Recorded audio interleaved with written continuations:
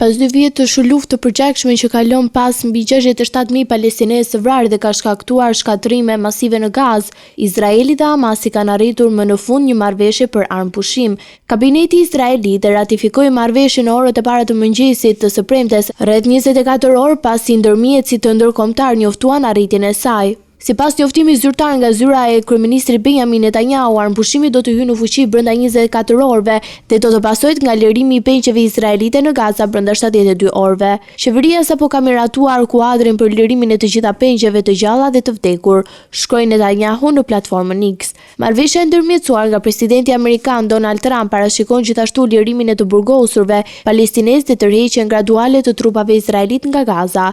Ky zhvillim shihet si një përpjekje më serioze deri tani për të dhënë fund luftës e cila ka përfshirë Iranin, Yemenin dhe Libanin në një konflikt rajonal të ndërlikuar. Shefi i Hamasit për Gazën, Kail Al-Haya, deklaroi nga mërgimi se ka marrë garanci nga Shtetet e Bashkuara dhe ndërmjetës të tjerë se lufta ka përfunduar. Në anën tjetër, autoritetet izraelite kanë bërë të ditur se 20 pengje besohet të jenë ende gjallë në Gaza, 26 të tjerë të vdekur, ndërsa fati 2 të tjerëve mbetet i paqartë. Sapo të nisi zbatimi i marrëveshjes, kamion me ushqime dhe ndihma mjekësore do të hyjnë masivisht në territorin palestines për t'i ardhur në ndihmë qindra mijëra civilëve që jetojnë në kushte ekstreme.